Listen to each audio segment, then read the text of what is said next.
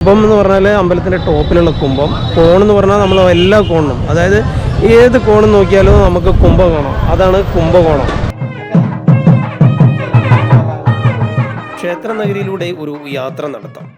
Thanjavur Kumbakonam 6 line റോഡിൽ നിന്നിറങ്ങി കുംഭകോണത്തിലെത്തിയാൽ ആദ്യമെത്തുന്ന ക്ഷേത്രമാണ് ചക്കരപാണി ക്ഷേത്രം. കുംഭകോണം മാർക്കറ്റിന് സമീപമായി ഇത് സ്ഥിതി ചെയ്യുന്നു. നേരെ ആദി കുംഭേശ്വര ക്ഷേത്രത്തിലേക്ക്. കുംഭകോണത്തെ ഏറ്റവും പഴയ ക്ഷേത്രങ്ങളിൽ ഒന്നാണിത്. ഇതിന് സമീപമായി സാരംഗപാണി ക്ഷേത്രം സ്ഥിതി ചെയ്യുന്നു. വലിയ ഗോപുരവും കൊത്തുപണികളുമുള്ള ക്ഷേത്രമാണിത്. ഇതിനോട് ചേർന്ന് അരുൾമികു സോമേശ്വര ക്ഷേത്രവുമുണ്ട്. ഇവിടെ നിന്നും നേരെ ഇടത് തിരിഞ്ഞാൽ രാമക്ഷേത്രമായ രാമസ്വാമി ക്ഷേത്രം കാണാം. കുറച്ചു മാറി നാഗേശ്വര ക്ഷേത്രം സ്ഥിതി ചെയ്യുന്നു. കുംഭകോണം റെയിൽവേ സ്റ്റേഷനിൽ നിന്നും അല്പം മാറി കാശി വിശ്വനാഥർ ക്ഷേത്രമുണ്ട്.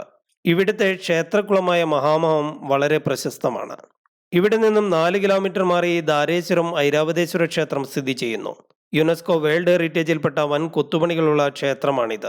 ഇവിടെ നിന്നും 6 കിലോമീറ്റർ മാറി പട്ടീശ്വര ക്ഷേത്രം സ്ഥിതി ചെയ്യുന്നു.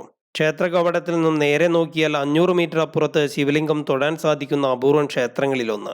പട്ടീശ്വര ക്ഷേത്രത്തിൽ നിന്നും 6 കിലോമീറ്റർ മാറി സുബ്രഹ്മണ്യ സ്വാമിയുടെ 6 പടി വീടുകളിലൊന്നായ സ്വാമിമല സ്ഥിതി ചെയ്യുന്നു. കുംഭകോണത്ത് നിന്ന് 20 കിലോമീറ്റർ മാറി ചോളരാജ്യ തലസ്ഥാനമായിരുന്ന ഗംഗൈകൊണ്ട ചോളപുരം സ്ഥിതി ചെയ്യുന്നു. തഞ്ചാവൂർ ബൃഹദീശ്വര ക്ഷേത്രത്തിന്റെ സെയിം ഡിറ്റോ ക്ഷേത്രമാണ് ഇവിടെയുള്ളത്. സൂര്യക്ഷേത്രത്തിലേക്ക് 28 കിലോമീറ്ററാണ് ദൂരം.